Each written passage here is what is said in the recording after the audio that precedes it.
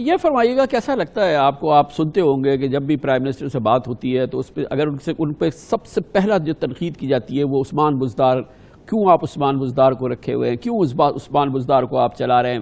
پہلے دن سے لے کے اب تک میں نے بھی اپنے انٹرویو میں ان سے پوچھا تھا، لیکن ان کا بڑا زبردست کانفیڈنس ہے آپ پہ. وہ کہتے ہیں جی کہ یہ زبردست ہے، اور جو کانفیڈنس ان کا پہلے دن تھا وہ آج بھی ہے.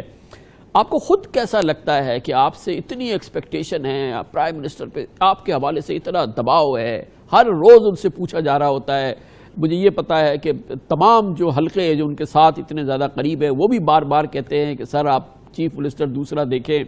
آپ خود کیوں نہیں، آپ خود اس سلسلے میں کیا فیل کرتے ہیں جب یہ سب آپ دیکھتے ہیں؟ خان صاحب، میرے خیال میں جو میرے اوپر کرٹیسزم شروع کیا گیا، میرے چیف منسٹر بننے سے پہلے ہی یہ سلسلہ سٹارٹ کر دیا گیا کہ بزدار یہ ہے وہ ہے. پھر اس کے بعد یہ سلسلہ ابھی تک رکا نہیں ہے. میں اپنے اکثر انٹرویوز میں کہتا رہتا ہوں جو میڈیا کا ہمارے سے پیار ہے وہ ابھی تک برقرار ہے. وہ یہ میڈیا کا پیار نہیں ہے، یہ تو پرائم منسٹر کے ساتھ مسلسل اس چیز کا اصرار رہتا ہے، اور آپ پہ بڑا اس لحاظ سے دباؤ بھی ہے. آپ کو ڈیلیور کرنا ہے ان کو، پرائم منسٹر کو. آپ روزانہ دیکھتے، کبھی آپ کے دل میں آیا کہ آپ پرائم منسٹر کو بولیں گے سر آپ پہ اتنا دباؤ میری وجہ سے آتا ہے، آپ کسی اور کو رکھ لیں میری جگہ؟ خان صاحب، جس طرح خان صاحب نے میرے اوپر اعتماد کیا ہے، اب یہ میری ڈیوٹی ہے، میرا فرض ہے کہ میں ان کے اعتماد پر پورا اتروں، اور انشاءاللہ اپنی پوری نیک نیتی کے ساتھ میں صبح جب دفتر آتا ہوں، اپنا دن گزارتا ہوں، اور اپنی جو چیزیں ہیں پوری نیت اچھی ہوتی ہے اس کے ساتھ میں اپنے کام کرتا ہوں. جب آپ کی نیت ٹھیک ہو تو پھر اللہ تعالیٰ آپ کی مدد کرتا ہے. تو کوئی بات نہیں، ہمیں تو 2 سال ہو گئے ہیں، اور اس طرف آپ دیکھیں کوئی 35 سال سے زیادہ کا عرصہ ہو گیا، تو پھر ہمارا موازنہ جب کیا جاتا ہے میرے خیال میں وہ انصاف نہیں کرتے. لیکن یہ فرمائیے گا کہ ابھی آپ کا بڑا امتحان ہونے جا رہا ہے. یہ بلدیاتی جو ٹائم ہے، ٹرم ہے، وہ پورا ہو چکا ہے. بلدیاتی الیکشن کا وقت آ چکا ہے، اور ایئر اینڈ میں یا اس سے پہلے یا فوری طور پہ اب آپ کو الیکشن کرانے ہیں، جہاں پر اب آپ کا امتحان ہوگا سب سے بڑا، آپ کے لیڈر کا، آپ کی جماعت کا. اور ایک عام خیال یہی ہے کہ شاید 2 سال کی کارکردگی ایسی نہیں ہے جس کی بنیاد پر آپ الیکشن جیت سکیں، اور اسی لیے یہ ساری تبدیلیاں ہو رہی ہیں پولیس وغیرہ میں اور یہ ساری چیزیں، کیونکہ آپ ریزلٹس مینیج کرنا چاہتے ہیں بلدیاتی الیکشنز کے نتائج. کیا کہیں گے آپ اس بارے میں؟ خان صاحب بالکل ایسی بات نہیں ہے. ایڈمنسٹریٹو ایشو اپنی جگہ پہ چلتے ہیں. میں یہ کہوں گا کہ اگر پہلی دفعہ ہم یہ بلدیاتی جو نظام ہم لا رہے ہیں، جو ایکٹ ہم نے پاس کیا، یہ گراس روٹ لیول تک ہم جو پاورز ہیں ان کو ڈیوالو کرنا چاہتے ہیں. یہ پہلی دفعہ ہو رہا ہے کہ عوام اپنے جو میئرز ہیں اور جو چیئرمینز ہیں ان کو براہ راست منتخب کریں گے. یہ میرے خیال میں ایک بہت بڑا چینج ہے جو کہ ہونے جا رہا ہے. اور پھر جو فنڈز ہیں وہ براہ راست لوکل گورنمنٹس کو منتقل ہو جائیں گی، اور جو لوکل گورنمنٹس پہ ہم اپنی میٹنگز بھی کر رہے ہیں، انشاءاللہ قانون کے مطابق جو ہوگا اس کو ہم پروسیس کریں گے، اور ہم جب جائیں گے انشاءاللہ اس کے اچھے رزلٹ نکلیں گے، آپ خود دیکھیں گے انشاءاللہ. یہ فرمائیے گا کہ پنجاب میں کیا سرکاری دفاتر میں بغیر رشوت دیے کام ہوتا ہے؟ میں یہ کہوں کہ اگر اوپر کے لیول پہ کافی بہتری ہے تو یہ بے جانا ہوگا، چونکہ ابھی 2 سال کا ہمیں عرصہ گزرا ہے، ہم ریفارمز چاہ رہے ہیں، ہم کام کر رہے ہیں، تو انشاءاللہ اس کو ہم نے ٹرکل ڈاؤن کرنا ہے. نچلے لیول تک ہم نے تھانہ کچہری لیول پہ ہم جائیں گے تو آپ دیکھیں گے اس کے اچھے اثرات نکلیں گے. اس کے لیے ہمیں لیجسلیشن کرنی پڑے گی، اور ہمیں گراس روٹ لیول پہ جانا پڑے گا. ہمارا جو لوکل گورنمنٹ سسٹم ہے اس سے بھی کافی فرق پڑے گا. لوگوں کے پاور جب ڈیوالو ہوں گے، ان کے اپنے پاس اختیارات ہوں گے، چھوٹے موٹے کام وہ اپنے خود کر سکیں گے، تو اس میں انشاءاللہ مزید بہتری آئے گی، اور اس بہتری کی گنجائش ہر وقت موجود رہتی ہے. لیکن کیا آپ نے چیک کیا کہ آپ یہ جاننا چاہتے ہیں، کیونکہ تبدیلی تو یہ ہوگی کہ کسی سرکاری دفتر میں جائیں اور بغیر پیسے کے کام ہو جائے. آپ نے چیک کیا ایسا کچھ ہوتا ہے پنجاب؟ جی بہت ساری جگہیں ہیں جہاں پہ بہتری بھی آئی ہے. جیسے میں نے عرض کیا کہ ابھی مزید بہتری کی گنجائش ہمارے پاس موجود ہے. ہم چاہتے ہیں کہ جو ٹیکنالوجی ہے اس کے اوپر ہم چلے جائیں، تمام چیزیں الیکٹرانکلی جو یہ ٹیکنالوجی ہے اس کے تھرو ہو جائیں، تو اس میں ہیومن انٹرونشن جتنی کم سے کم ہوگی چیزیں اتنی زیادہ بہتر ہو جائیں گی. تو مختلف جگہوں پہ جو ہم کمپیوٹرائزیشن کر رہے ہیں تو اس میں کافی انشاءاللہ بہتری نظر آئے گی. کیا آپ کہہ سکتے ہیں کہ 2 سال میں آپ کی واچ میں पंजाब में जो ठेके दिए गए, जो प्रोक्योरमेंट्स हुई, जो ठेके दिए गए, जो टेंडर्स हुए हैं, जो ख़रीद हुई है, जो फ़रोख्त हुए हैं, जो ठेके हुए हैं, उनमें रिश्वत नहीं ली गई है किसी भी लेवल पे? क्या आप यकीन से कह सकते हैं? खान साहब, अगर इस तरह की कोई बात होती तो ज़रूर सामने आ जाती।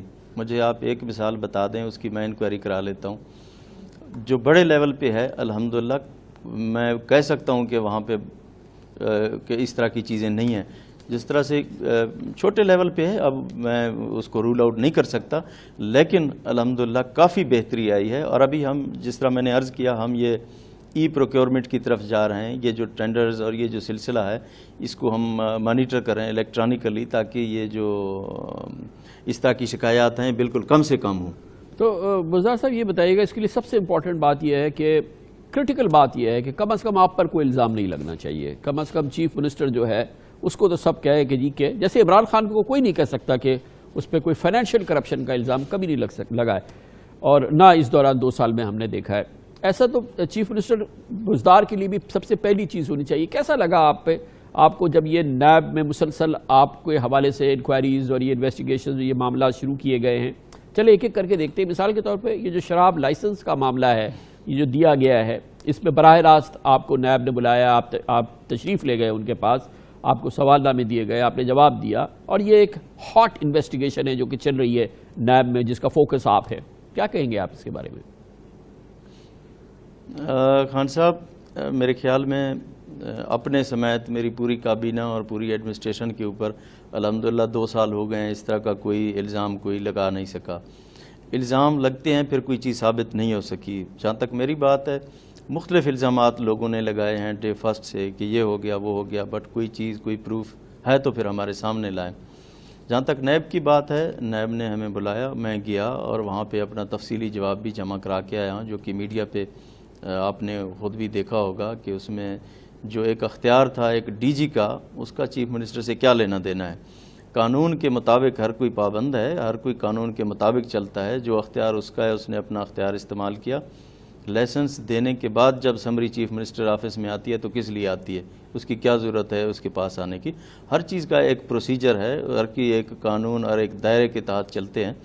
तो मेरे ख्याल में अल्हम्दुलिल्लाह इस तरह का कोई इल्ज़ाम साबित नहीं हो सका। तो बुज़दार साहब, इस पे तो एक्शन अगर हैं जो मेरी एडमिनिस्ट्रेशन है उसके ऊपर, एक तो ये कि जब इस तरह से किया गया, दूसरी चीज़ ये कि फिर इसमें आपकी एडमिनिस्ट्रेशन, आपका नाम इन्वॉल्व हुआ, तो इससे पहले कि नैब एक्शन लेती, आप इन लोगों को बंद करा देते अपनी एंटी करप्शन से, आप इनके खिलाफ बराह रास्त कार्रवाई कर लेते।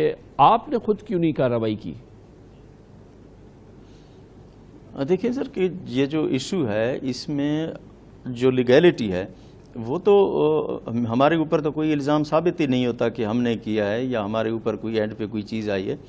आप देखें, फिर कोर्ट ने उसको बहाल किया। जब हाई कोर्ट एक डिसीजन लेती है तो आप कोर्ट के फैसले के खिलाफ कैसे जा सकते हैं, और उसका इंट्रा कोर्ट अपील भी पेंडिंग हो।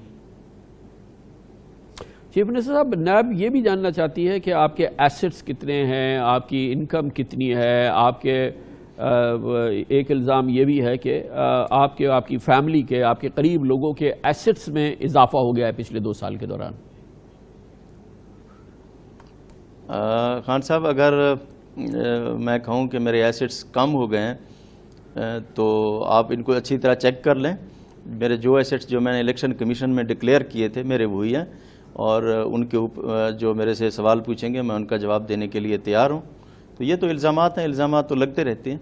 अपने फैमिली रिलेटिव्स के भी, फैमिलीज़ के भी, रिलेटिव्स के भी, ऑब्वियसली आप सारे रिलेटिव के तो ज़िम्मेदार नहीं हैं, दोस्तों के, इनके तो नहीं है, लेकिन जो आपके करीब तरीन लोग हैं, आप उन पर भी वॉच रखते होंगे ना कि आपका नाम ना इस्तेमाल हो रहा हो या कोई इस किस्म की कैफियत है?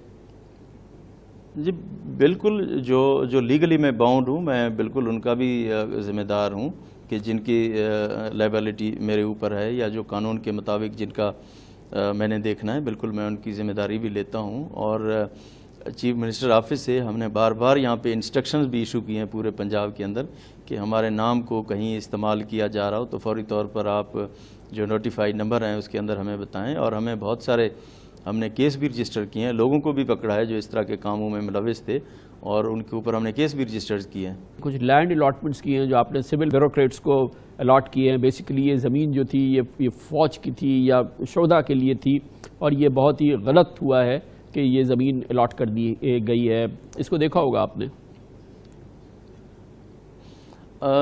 یہ ابھی میڈیا کے تھرو ابھی کوئی میری نظر سے یہ چیز گزری ہے کہ اس طرح کے الزامات ہمارے اوپر لگ رہے ہیں کہ ہم نے کوئی اللیگل الاٹمنٹس کی ہیں۔ بالکل اس طرح کی بات نہیں ہے۔ آپ کو پتہ ہے کہ پاک فوج کو پاکستان بننے سے پہلے ہی یہ ایک روایت چلی آ رہی ہے کہ تمام صوبے جو ہیں وہ لینڈ دیتے ہیں تاکہ وہ شہداء اور اپنے ویلفیئر کے پروجیکٹس ان سے کر سکتے ہیں۔ تو اسی طرح کا جب کیس موو ہوا 2004 میں، جب پرویز مشرف صاحب پریزیڈنٹ بھی تھے اور چیف ایگزیکٹو بھی تھے اور چیف آف آرمی سٹاف بھی تھے، تو انہوں نے ایک لینڈ پنجاب گورنمنٹ نے آرمی کو دی ہے، اور اس کے بعد انہوں نے اس کا کرائٹیریا بنا کے اپنے جو آفیسرز ہیں، اپنے جو شہداء ہیں، ان میں انہوں نے تقسیم کیا ہے۔ اور جب وہ کیس ریفر ہوا پنجاب حکومت کے پاس، تو پچھلے چیف منسٹر نے اس تمام جو ڈسٹرکٹ کلیکٹرز تھے ان کو پابند کیا کہ ان کا جو میوٹیشن ہے یہ درج نہ کی جائے۔